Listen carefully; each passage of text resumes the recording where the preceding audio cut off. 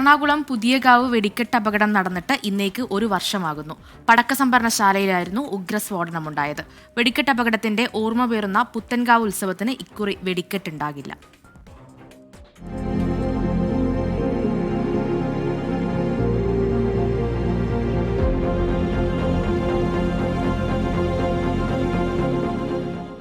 ഫെബ്രുവരി 12 ഇന്നേ ദിവസം പുതിയകാവിലെ പ്രദേശവാസികൾക്ക് മറക്കാനാവുന്നതല്ല. കൃത്യം ഒരു വർഷം മുൻപാണ് ഇവിടെ ഉണ്ടായിരുന്ന ഉത്സവത്തിന്റെ ഭാഗമായി വെടിപ്പുരയ്ക്ക് തീപിടിക്കുന്നതും ഉഗ്രസ്ഫോടനമുണ്ടാകുന്നതും. അന്നത്തെ ആ അപകടത്തിന്റെ പ്രകമ്പനം ഇപ്പോഴും ഈ പ്രദേശവാസികളുടെ കാതിൽ മായാതെ നിൽപ്പുണ്ട്. 2 പേർക്ക് ജീവൻ നഷ്ടപ്പെട്ടു. കുട്ടികളടക്കം 16 പേർക്ക് ഗുരുതര പരിക്കേറ്റു. 20 വീടുകൾക്ക് കേടുപാടുകൾ സംഭവിച്ചു.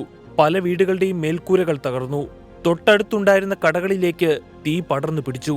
400 മീറ്റർ ദൂരത്തോളം സ്ഫോടനത്തിന്റെ പ്രകമ്പനം. ഒരു നാടിന്റെ ഉത്സവാഘോഷത്തെ ഒന്നാകെ കണ്ണീരിലാഴ്ത്തിയ ദുരന്തം.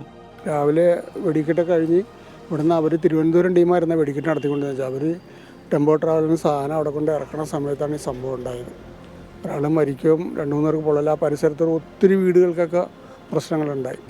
അതൊക്കെ പരിഹരിച്ച് കുറേ 10-90 ദിവസം അവരൊക്കെ ജയിലിൽ കിടന്നു.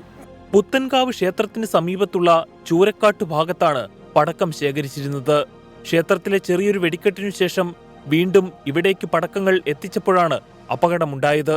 പടക്കം കൊണ്ടുവന്ന ടെമ്പോ ട്രാവലറും ശേഖരിച്ചു വെച്ചിരുന്ന കോൺക്രീറ്റ് കെട്ടിടവും പൂർണ്ണമായും തകർന്നു. രാവിലെ 11 മണിക്കുണ്ടായ അപകടത്തെക്കുറിച്ച് പറയുമ്പോൾ ഇന്നും ഇവിടുത്തുകാർക്ക് ഒരു വിറയലാണ്. ശരിക്കും പറഞ്ഞാൽ ഒരു പേടി സ്വപ്നമായിട്ടാണ് നമ്മൾ കാണുന്നത്. ഇവിടെ അന്ന് രാവിലെ ഇവിടെ അതിൻ്റെ വെടിക്കെട്ട് കഴിഞ്ഞിട്ട് അവർ ഒരു വണ്ടിയിൽ കുറച്ച് സാധനം അവിടെ കൊണ്ട് ബാലൻസ് സ്റ്റോക്ക് ചെയ്തതാണ്. അവരുടെ പറമ്പുണ്ട്, അവിടെ വെച്ചിട്ടാണ് സംഭവിക്കുന്നത്. എങ്ങനെ സംഭവിച്ചെന്ന് നമുക്കറിയില്ല. ഫെബ്രുവരി 25-നാണ് ഇക്കുറി പുത്തൻകാവിലെ ഉത്സവത്തിന് കൊടിയേറുന്നത്. ഇത്തവണ വെടിക്കെട്ടില്ല. പുതിയൊരു ഉത്സവകാലം കൂടി കടന്നു വരികയാണ്. ജാഗ്രത പാലിക്കാം.